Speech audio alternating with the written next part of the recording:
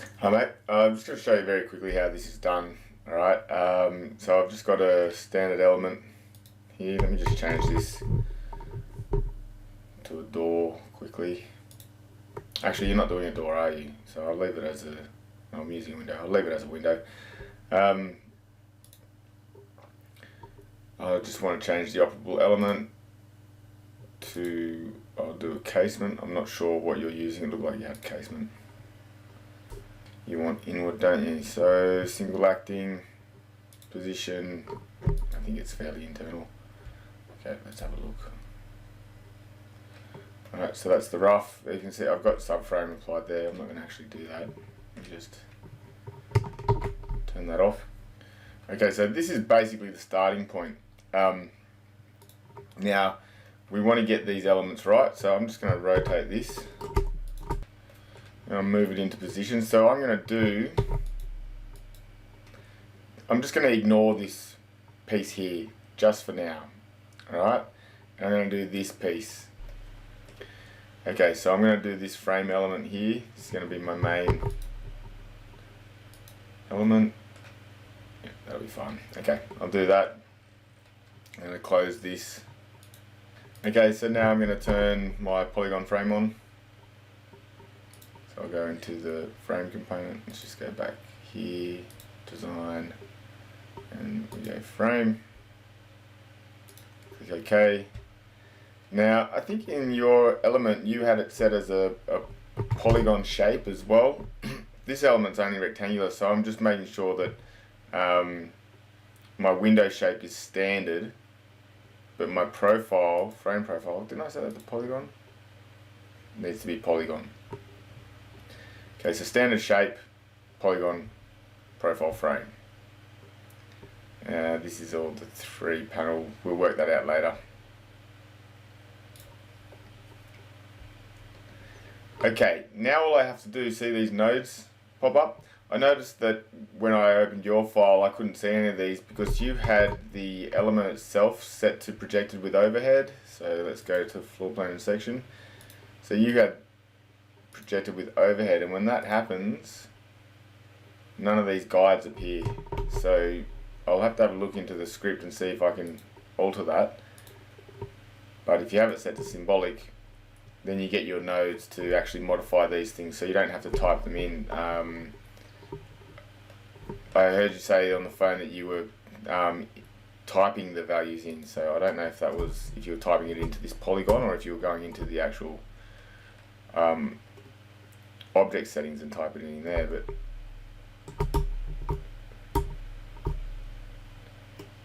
it does not want to stay orthogonal for some reason.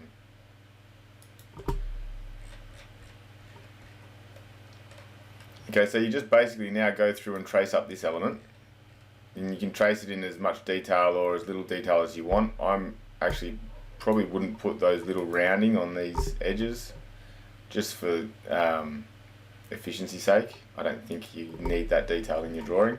However, you might.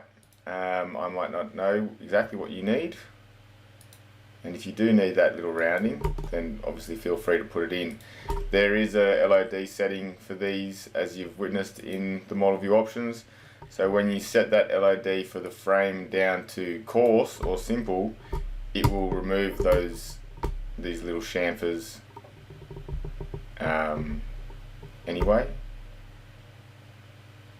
So you can put them in and still view the element without them in there, basically.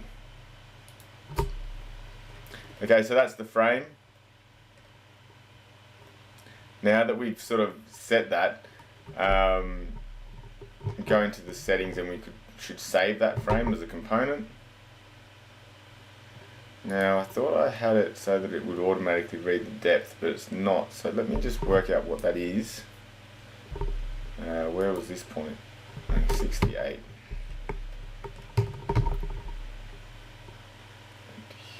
Go into the settings. The frame, and I'm going to set that to 68. And now the frame width, so this will determine the positioning and the size of the door panel within that. So as you can see, is not quite right. So we need this little recess calculated as well. But we don't want to calculate this overhanging of the recess. We'll draw that. We want to calculate the points based on their moving points. So even here, it doesn't look like it goes all the way into the recess. So maybe this frame just goes to there.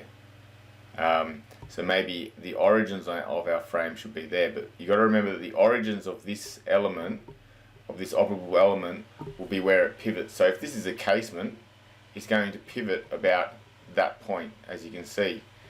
So you want to put that point to where you want it to pivot about. Now maybe it is here somewhere, and the element does open up in that sort of a way,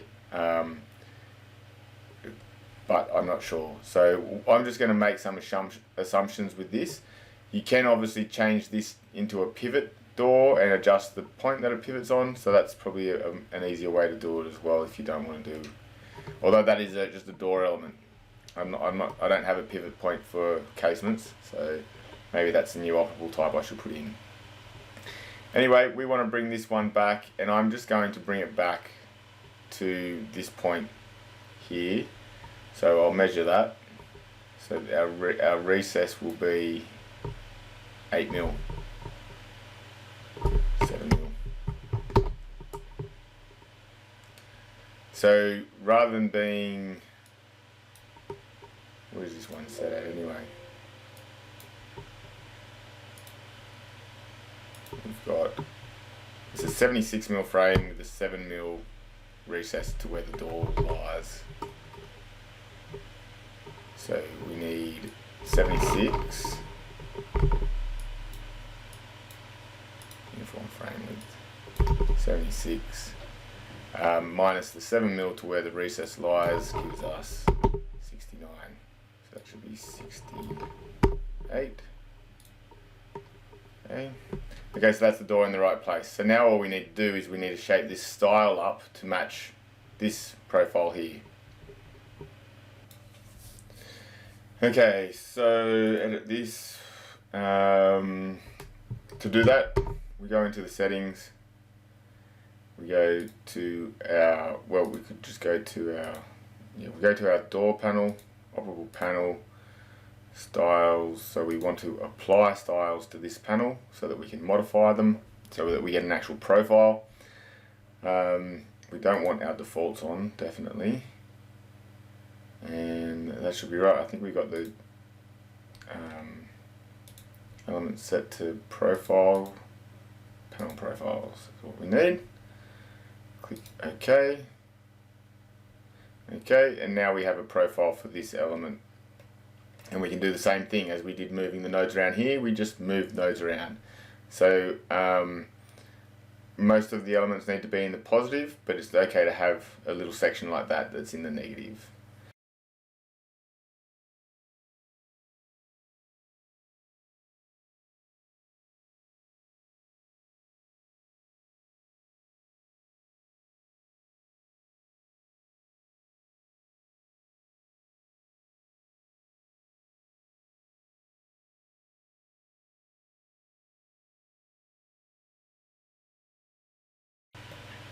Okay, so that would be the profile for the door element, and you can see how that's looking there in the total view. Then we obviously need to get our glazing component into the right spot. So, I mean, it kind of looks like these are another little subframe piece in here, another steel frame holding the glass. I'm not really sure what is going on in there. You just seem to have so many different frame elements. I know that the European thing, insulation and all that, they generally do. I know they actually have two windows often, a window inside a window and all that. So yeah, maybe we need to make some improvements to the tool to achieve this stuff, but I think this is how you would achieve it now. So that's that element. Let's just have a look at that in 3D.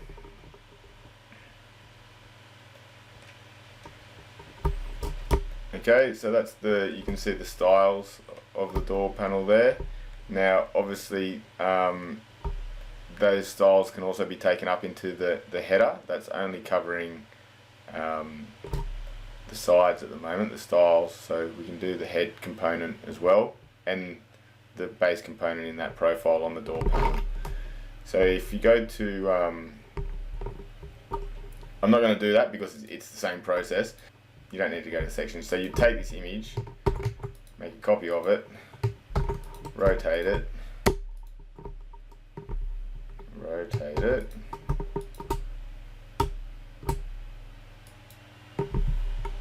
and then you drag it over these two profiles here. So these are your top and bottom. That's your bottom profile, top profile. I think, unless I've mirrored the door and I've got it wrong, but I'm pretty sure those are those profiles. So you could set those profiles up in there as well. Okay, so, and also if there was a mid-rail, you'd end up with a little mid-rail profile in here to define too, but there's not in this instance. So that's how I would basically set that element up. Alright, that's the sort of the positioning of those. Let me just look at this one.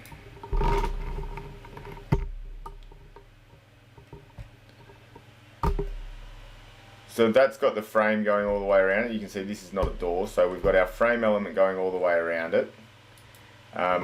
If we create those other two profiles that match these for the top and bottom, then we'd have these ones all connecting to each other. So this is our panel element here. So we need to shift this bottom element and top element. We need to do the profiles for them, and we need to put the glass in the right spot. So let's just deal with the glass right now. See, we've got the glass thickness and hotspots here, so we can move that glass into position. So if I did the profile for this frame element down here, that would give me a little bit better representation of how to position this glass. But basically I need to go all the way out. That's an offset, that's the offset. So the offset is probably locked based on a center element, so we need to go change that. All elements, go to our door panel and turn this to manual. And now we could apply all the settings in here. If you know exactly how many panes there are and what their offsets are, we can expand our glass component down here and start to set all those elements. I think there was mention of it being 3 panes, 3. So I have more options. Why am I only going up to 4 panes? Anyway, 3 panes, and then you can set your positions and your spaces. The position is set to manual there. So if I go OK here, then I should be able to just grab this node and shift that into the correct position, which looks like it's somewhere around about there. Okay, so you can see the glass is in the right sort of a position. We still got to do those frame profiles. I really should have done them. Just I'm a bit short on time today. Okay, so now we have the issue of this component here that we need to deal with, which is also this component here. That's the foot. So I think my initial thoughts are for this that if you need the casing, then perhaps this can be done with the cover plates. So cover plates don't have a custom profile, they only have rectangular. Fortunately, this is only generally, well, it is rectangular in the overall, so we can probably use it in this case. So element selected, let's select our door and let's go to excuse me, back to the start. We want fixtures and we want cover plates. Let's go to cover plates, let's turn them all on. They all look like they're identical, 12mm by 240mm cover plates. There's no offsets or anything set to them. Okay, click OK. Alright, so these cover plates are relative to the wall, so they're not relative to this frame element. So what we would have to do to our cover plates, so this one, let me see what size do we have here anyway.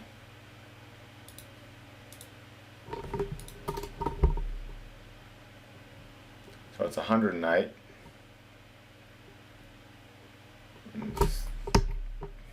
2.5 0.7mm off the edge.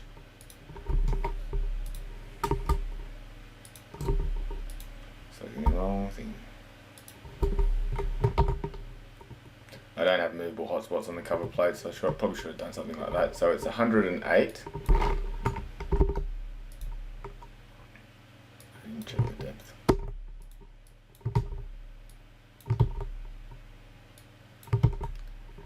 Just want to have a look at this in 3D because I can't actually remember. Okay, I thought I made the cover plates independent. Yeah, see, so there's a line up here at the top.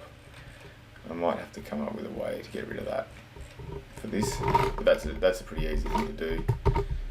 I can just come up with different ways they join.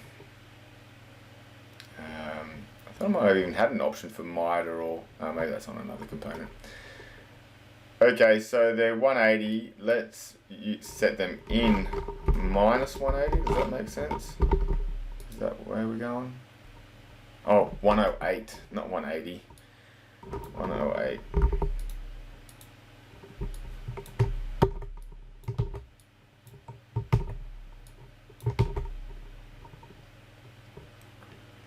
Okay, and now it's going to be based on that skin depth, which I don't know what that is.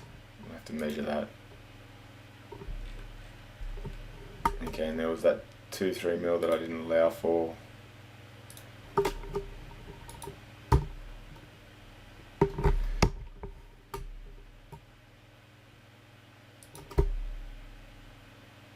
$46mm to 34mm, that is actually about 12mm.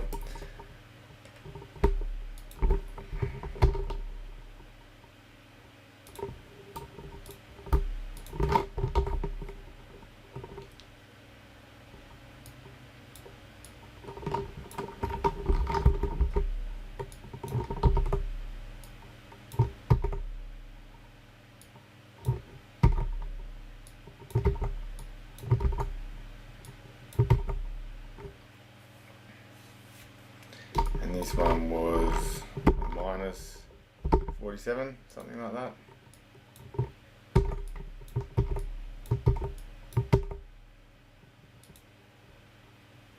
And there we go. So that gives you maybe not minus 47, maybe minus 46. Let's get this out of the way. Okay, you might want to change the feel of the cover plates there as well. And I'm just going to turn these profile guides off so it's a little easier to see.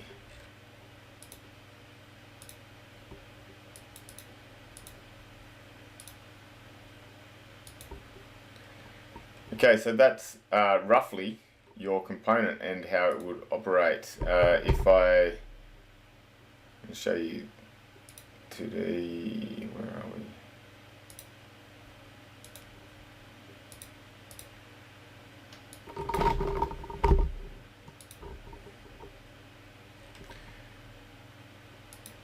So you can get an idea of how it would move, where it pivots from. So I'm still not sure that's right because obviously you're going to start moving this element into there. So maybe it pivots from further out this way, or maybe this is not a pivot at all. Maybe this is a slider.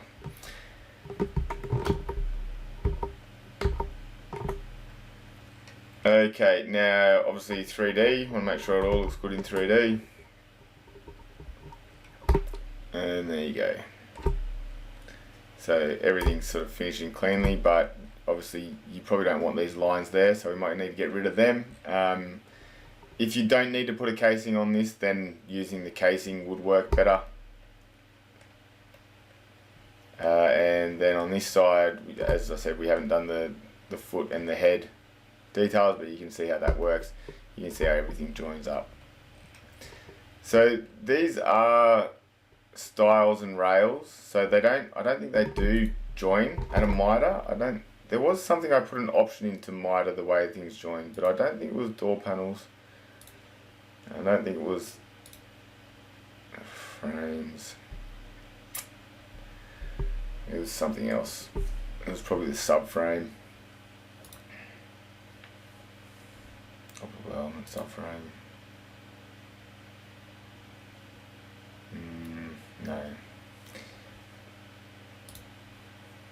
Anyway, if you need them to miter or join in a different way, I can set that up pretty easily. So let me know if you think that covers what you need, if it's going to suit the logic of the operable element you're trying to configure, and if there's anything else you need me to add to the tool to improve it. I mean, it would be great to have, it's already been requested that we have 2 pieces to the frame element. It's also been requested that we have 2 pieces to the subframe element. So